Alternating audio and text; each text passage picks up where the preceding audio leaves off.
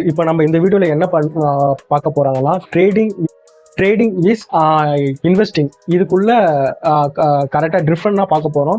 ட்ரேடிங்னா என்ன கரெக்டாக, பட் இன்வெஸ்டிங்னா என்னன்ட்டு நான் உங்களுக்கு வந்து எக்ஸ்பிளைன் பண்ணுறேன். இப்போ சரி, இப்போ வந்து நீங்கள் ட்ரேடிங் எடுத்துக்கினீங்கன்னா அது வந்து கரெக்டாக ஷார்ட் டேர்ம். இதுவே கரெக்டாக நீங்கள் கரெக்டாக இன்வெஸ்டிங் எடுத்தீங்கன்னா அது வந்து கரெக்டாக லாங் டேர்ம்.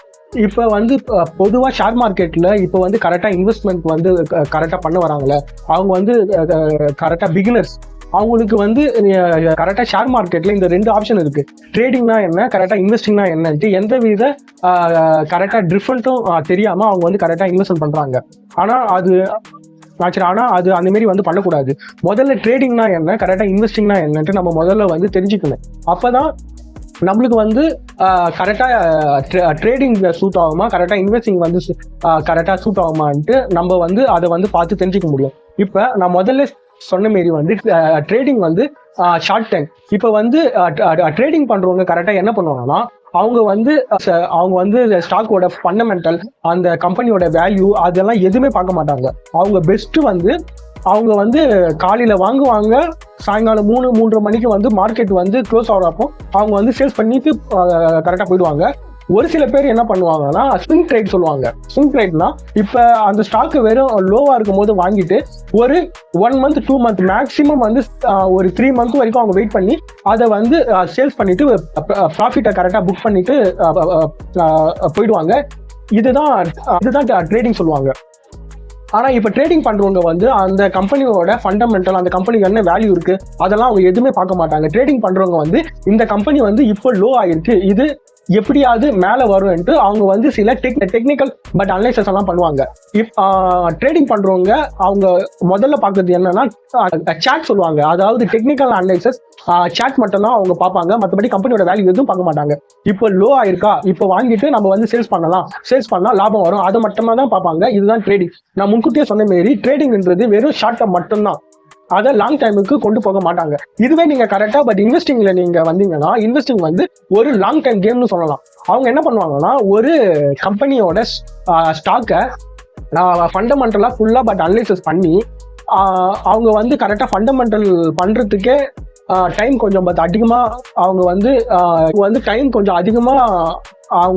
கொஞ்சம் அதிகமாக எடுத்துட்டு அந்த ஃபண்டமெண்டல் அந்த கம்பெனியோட ஃபண்டமெண்டல் அனலைசிஸ் வந்து ஃபுல்லாக பண்ணிட்டு அதுக்கப்புறம் தான் அவங்க வந்து கரெக்டாக இன்வெஸ்ட்மெண்ட் பண்ணுவாங்க. இன்வெஸ்ட்மெண்ட் பண்ணும் போது அவங்க வந்து ஒரு பர்டிகுலர் அமௌண்ட்டை வந்து அவங்க கரெக்டாக இன்வெஸ்ட்மெண்ட் பண்ணி அதை அப்படியே விட்டுருவாங்க. அதை அப்படியே விட்டுருவாங்கன்னா அப்படியே விட மாட்டாங்க. அந்த கம்பெனி வந்து எப்படி ரன் ஆகுது, எப்படி போகுதுன்ட்டு அவங்க அந்த பணத்தை அதில் போட்டுட்டு குறைஞ்சது 3 to 5 வருஷத்துக்காவது அவங்க வெயிட் பண்ணுவாங்க. அந்த 3 to 5 வருஷத்துல வந்து அந்த கம்பெனியோட ஷேர் வந்து நல்ல வேல்யூ, நல்ல கம்பெனி இருந்ததுன்னா அது ஒரு நல்ல ரிட்டர்னை கொடுக்கும். ஒரு சமயத்தில் அது வந்து கரெக்டாக மல்டி பேக்கர் ரிட்டர்ன் கொடுக்கறதுக்கு கூட சான்ஸ் இருக்கு. அதுதான் கரெக்டாக இன்வெஸ்டிங்னு சொல்லுவாங்க. இப்போ நீங்கள் கரெக்டாக ரிஸ்க்னு பார்த்தீங்கன்னா ட்ரேடிங், அதுக்கப்புறம் பட் கரெக்டாக இன்வெஸ்டிங், இது ரெண்டுத்துல அதிக ரிஸ்க் எதுனா ட்ரேடிங்கில் தான் அதிக ரிஸ்க்கு. ட்ரேடிங்கில் வந்து ஒரு ஷேர் எப்போ மேலே போகுது, எப்போ கீழே வருதுன்ட்டு அவங்களுக்கு வந்து டெக்னிக்கல் அனலைசிஸ் நல்லா தெரிஞ்சிருந்தா கூட அவங்க வந்து அவ்வளவும் கணிக்க முடியாது. இதுவே கரெக்டாக இன்வெஸ்டிங் வந்து மீடியம் ரிஸ்க். ஆனால் அதிலும் ரிஸ்க் இருக்கு, ஆனால் அது வந்து மீடியம் ரிஸ்க். ஏன் நான் சொல்றேன்னா பட் ஒருத்தவங்களுக்கு வந்து ஸ்டாக் வந்து நல்லா பிக் பண்ண தெரியும், அவங்களுக்கு அந்த நாலேஜ் இருக்கு, அவங்களுக்கு வந்து ஃபண்டமெண்டல் அனலைசிஸ் எல்லாம் நல்லா பண்ண தெரியும். அந்த மாரி இருக்கிறவங்க வந்து ஸ்டாக் வாங்கலாம். அது வந்து கரெக்டாக அவங்களுக்கு வந்து கரெக்டாக மீடியம் ரிஸ்க். கரெக்டாக இன்வெஸ்டிங் பண்ணும்போது உங்களுக்கு அதர் பெனிஃபிட்டும் இருக்கு. அது என்ன பெனிஃபிட்னா, இப்போ நீங்கள் லாங் டைம்ல ஒரு கம்பெனியில் இன்வெஸ்ட் பண்ணும்போது அந்த கம்பெனில இருந்து உங்களுக்கு வந்து கரெக்டாக ஸ்பிளிட்னு சொல்லுவாங்க. அதாவது ஒரு ஸ்டாக் வச்சிருந்ததுன்னா அதுக்கு பதிலாக இப்போ ஒரு ஸ்டாக் இருந்ததுன்னா அந்த ஸ்டாக்கோட ரேட் அதிகமாக இருந்தா அதுக்கப்புறம் வேற ஏதாவது காரணத்துக்காக அந்த ஸ்டாக்கை வந்து ஸ்பிளிட் பண்ணுவாங்க. அப்போ உங்ககிட்ட ஒரு ஸ்டாக் இருந்ததுன்னா அந்த ஸ்டாக்கே 2 ஸ்டாக் ஆகும். அந்த ஒரு ஸ்டாக்காவே உங்ககிட்ட 2 ஸ்டாக் ஆகும், இல்லைன்னா கரெக்டாக 3 ஸ்டாக் ஆகும். கரெக்டாக மாறதுக்கு சான்ஸ் இருக்கு. ரெண்டாவது வந்து கரெக்டாக டிவிடெண்ட் தருவாங்க. அதுக்கப்புறம் வந்து போனஸும் சொல்லுவாங்க. ஒரு ஷேர் வச்சிருந்தா 1 ஷேர் போனஸ், 1 ஷேர் வச்சிருந்தா 2 ஷேர் போனஸ், அந்த மாரி கரெக்டாக அவங்களுக்கு வந்து போனஸ் தருவாங்க. இந்த மாரி நிறைய பெனிஃபிட் வந்து கரெக்டாக இன்வெஸ்டிங்ல இருக்கு. ஆனால் ட்ரேடிங்ல வந்து உங்களுக்கு அந்த மாரி கரெக்டாக இன்வெஸ்டிங் இல்லை. ட்ரேடிங்ல வந்து உங்களுக்கு அந்த மாரி கரெக்டாக இன்வெஸ்டிங் இல்லை. பட் அதே மாதிரி நீங்க டாக்ஸஸ் நீங்க கரெக்டா பாத்தீங்கன்னா நீங்க ஒவ்வொரு வாட்டி ட்ரேடிங் பண்ணும் போதும் அதுல இருந்து வர லாபத்தை ஷார்ட் டேர்ம் கேபிட்டல் கெயின் சொல்லுவாங்க, அதுக்கு வந்து 15% நீங்க டாக்ஸ் கட்டுற மாதிரி இருக்கும். இதுவே நீங்க கரெக்டா இன்வெஸ்டிங் பண்ணும்போது நீங்க ஒரு 3-4 வருஷம் 5-6 வருஷம் கழிச்சு தான் நீங்க பணத்தை எடுக்க போறீங்க. அப்போ மட்டும் லாங் டைம் கேபிட்டல் கெயின் நீங்க மட்டும் பே பண்ணா மட்டும் போதும். அதுவும் நீங்க கரெக்டா எப்படின்னா கரெக்டா இன்வெஸ்டிங்கை பொறுத்த வரைக்கும் உங்களோட கேபிட்டல் கெயின்ல 1,50,000 வரைக்கும் உங்களுக்கு டாக்ஸ் இல்லை.